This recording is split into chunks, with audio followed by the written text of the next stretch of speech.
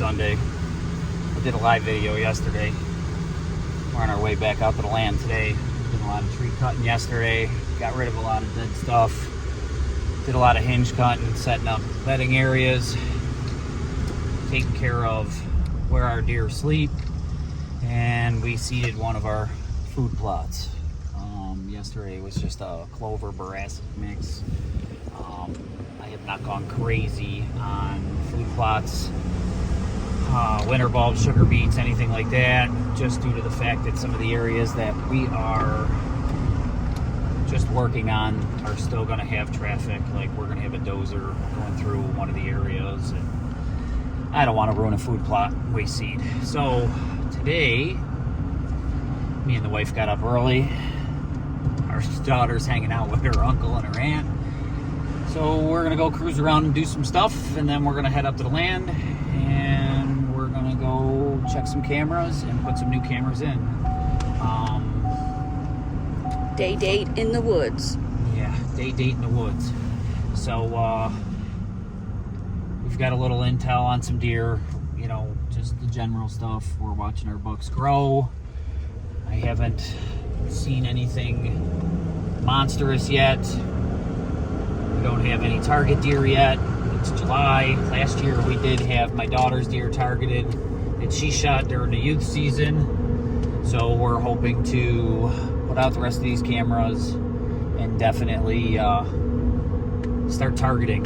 Start getting on a track of a few good bucks for this year. So stay with us. We'll shoot you some more video, some more tips. You'll see us putting our cameras in.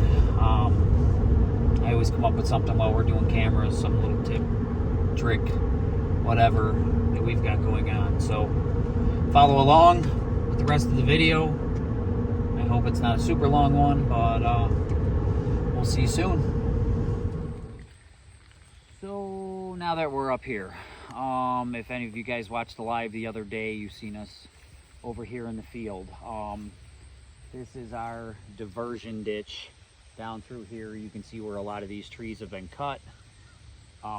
This is the stuff we've been cleaning out. This is normally swampy. Again, dry year. We're cleaning this diversion ditch out with all the trees and the brush that are normally in it, getting rid of the swamp. And the farmer's eventually going to come down through, and they're bulldozing and excavating a little bit out to create a good watering hole. We come up in this area here, which it's a newer interior field, and we planted the hell out of this with a bunch of clover and a little bit of chicory, just to get some green growing and stuff like that. It's all a lot of throw and grow stuff. We didn't till due to the fact that we're not really concentrating heavy on this being a food plot until next year, because we're going to have equipment coming in and out of here. The throw and grow will grow. It'll give us a basic food plot, and next year we can come in and till this when this work is done, and we know the tractors and everything in the excavator and the dozers aren't going to be through here, and dirt's not going to be pushed around. I do have a stand set up here from last year. We had some deer crossing through. We got a big bedding area right behind us. That's where we did a lot of our hinge cutting to set up for these deer to have a bedding area, walk out into a smaller food plot, transitioning through to water, and there's going to be some areas where they can cross through into the ag field. Here, this is one of our community scrapes. It's an area I've used as a scrape for a while. So we came up, a little pure whitetail, using the bachelor group on the ground, and we're using it as a community scrape in the summer. For guys that don't run scrapes in the summer, you're really missing out on seeing some of your deer. You can watch your deer grow. Deer will use scrapes year round. It's a great way to take the inventory on your bucks and your does in the area, see how many fawns you got coming in with the does, and they will all use a community and mock scrape all summer long. You will have action on these pretty much instantaneous. You start using this stuff most of the time that night. When I set up a mock scrape, I have deer already coming into it. From here, I'm gonna find, I have a camera over that way watching the main area that we normally watch. I'm gonna get myself a camera set up in here, and we're gonna watch this community scrape in this area, and we're gonna meander on through the woods. We're gonna put a couple of new camera spots in. We're gonna pull some cards on some old ones and take a look around at some new sign and stuff like that and see how these deer have been traveling. Again, if you're not doing work 365, it's pretty much probably why you're not consistently killing some good deer. We do a lot of work on our property year round. It never really stops, slows down in the winter. You obviously see what we're doing up here in the summer, planting food plots, planting ag fields, you know, taking care of bedding areas and other areas for these deer, and it's just property improvement. The more improvement you can do on your property, the better it's going to be for you to hunt and kill, and the better your property is going to be for the deer. The reason why I say better is because if your neighbor's not doing this stuff and you are, the deer are coming to you. They're going to come in here and they're going to bed here. We've created awesome bedding areas that we stay out of. I literally only walk through some of these bedding areas to look for sheds early March, April, sometimes in May. Other than that, we stay out of them. I don't bother my deer in my bedding areas. We leave them areas alone. We don't travel in them during the hunting season. They don't get pushed during a gun season. We leave these deer rest in them areas. That's their sanctuary. We hunt the surroundings around the bedding areas and the transition points into big fields where they're going to feed on the agriculture that's already planted around here. We have corn, we have soybean, stuff like that, and our food plots alone that we plant. So we make our property a haven for our deer to come to and want to be on. The neighbors don't do a lot of this stuff. We do have a really good neighbor on one side, but he's a big buck killer like we are, and he really takes care of his stuff. So keep following along. We'll keep up with a few more tips, and we'll see how today goes.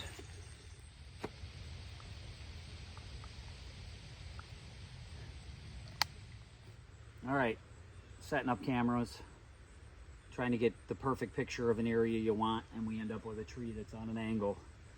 2 tips out of this one. 1, a stick is always your best friend. Tuck the stick behind it. It'll straighten your camera out. You mount it on a tree. This one's leaned slightly, so my camera's angled down and I'm not getting the full coverage area that I want. So if I loosen up my strap a little bit, stick a stick behind it, it'll flatten that camera off on an angled tree. Stick's always your best friend. I know we've all done it. We've all seen it. But for those of you that haven't, try to put a stick behind it on the bottom half or on the top half if it's leaning up, and that'll push your camera out a little bit. The other one I got for you is we all carry one of these in our pocket. You got your smartphone. All the smartphones got a camera on it. If you take your camera and you pull it up and you get it so it's facing the right direction, which is the screen, not towards your camera, and you set it on there, this will give you a general idea of exactly what your camera is taking a picture of. So you can see it all on the screen. Now I know my camera is set up in the right direction and it's taking the picture of the area that I want to cover. Not angled down a little bit too much or angled up a little bit, or even if it's, I didn't put it side to side enough to catch a trail. We can't pick where these trees are in the woods. We can only use what we have available to us. Again, there is never a perfect tree unless, you know, you got like a pick and stick or, you know, some way to put a camera in an area where you don't have the perfect tree. But the stick helps with alignment. The camera helps with alignment on your phone. Works really well. Just 2 quick tips while you're setting your cameras up. Because again, everybody's always got a phone, and you're in the woods, usually there's always a stick available. Stay tuned, we're gonna work our way back through. Going to go up this way, set up a few more cameras, and you know, hopefully with some of the cameras that are already set up, we have something.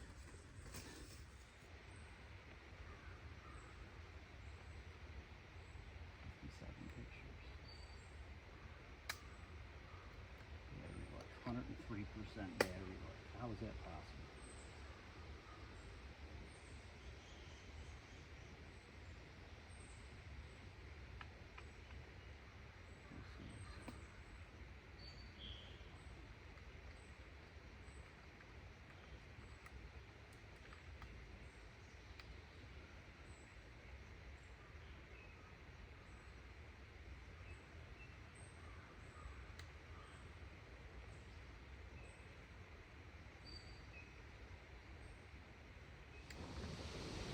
You video too if you want.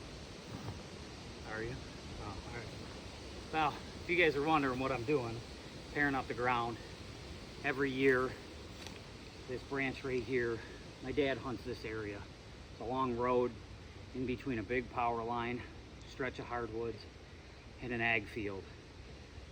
My dad likes it. He's older. He likes an open spot to hunt. But this is usually where our big community scrape is, back in this area. So I'm gonna kick it up. I'm gonna throw down some bachelor group, and we're gonna get a camera up back here so I can take inventory for my pops and make sure his stand's all set up and good for a stand or for a deer this year. While we're doing this, by the way, another thing I can cover for you guys is, if you're doing all your summer work, walk through, check your tree stands, check ropes, check chains, whatever you use to put your stands up on the tree. We use ratchet straps. I cut them every year. I put new ones up. Ratchet straps are cheap. They're, you know, semi-safe. Usually we don't have a problem with them breaking or anything like that unless they get old. Again, why we, you know, redo them every year. I use I don't use that like plastic nylon one. I like the woven heavy-duty 2-inch strap, and we strap ours to a tree. My dad likes to use a chain and a turnbuckle, which is also good. We come up at the end of the year, we loosen up the turnbuckle so the chain doesn't grow into the tree, and they last way longer than my ratchet straps do. But again, if I spend 40, 50 bucks in ratchet straps and I know I'm safe every year in my stand because they're brand new, we do that. But this is the perfect opportunity when it's beautiful outside and you don't have to worry about disturbing your deer or anything like that, to redo those ratchet straps, check them, you know, safety straps, if you left your safety strap up in there, you know, loosen the stuff up so it doesn't dig into the tree, check everything, make sure it's good, make sure your stands are in a good condition. Do it in the summer. Do it, you know, way before the season gets here, because if you're doing it stuff last minute, you might miss something, and you know, nobody wants that terrible phone call that, you know, your husband, your wife, you know, your significant other, whatever, fell out of a tree stand because they failed to do some tree stand safety. So please pay attention to your tree stands. It's a very, very simple thing to do, and nobody's life, no deer is worth anybody's life, you know. We all want to come out here, enjoy it with family, and then we all want to go home to our family. So make sure you definitely pay attention to that. But again, back to this. Kick up the ground. You know, I'm going to put the bachelor group in. We're going to set up a camera. We're going to watch this area. I usually do my stand or my scrapes and my cameras about every 2 to 3 weeks, depending on when I can get up here. It's not far from home, but there is a little bit of travel to it. And that also keeps my scent out of the woods. That lets these deer stay on their patterns and I don't disturb them too bad. If I find in 2 to 3 weeks my camera's not getting everything I want to see, I'll adjust from there. But I give them a definite 2 to 3 weeks to really get settled in and try to get me some really good pictures of the area that I'm trying to cover. So just another good tip.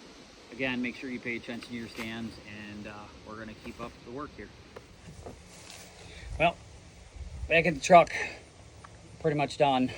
We had a little excitement at the end with some hen turkeys and their poults running through the woods in front of us while we were coming past the one stand, but I guess our date's over. We're gonna go grab a bite to eat, but I hope you learned something from the few tips we threw out there, and you know, thanks for following along here on the farm and with the stuff we've got going on. You know, follow Inception on YouTube, Instagram.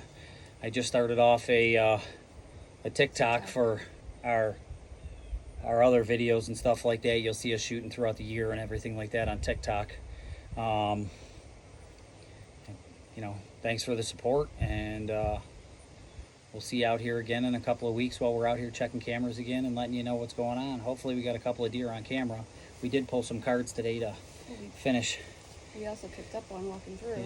Yeah, we kicked up a deer. I think it was a buck, all by itself, bedding in an area where I guess a few deer have been seen. So I guess we'll see what happens, but we'll continue to update on progress of our project up here and everything we've got going on and how our food plots are going, and then right into the season, and that's not too far away. So fingers crossed for a good season. Yeah, buddy. So thanks again, and we'll see you soon.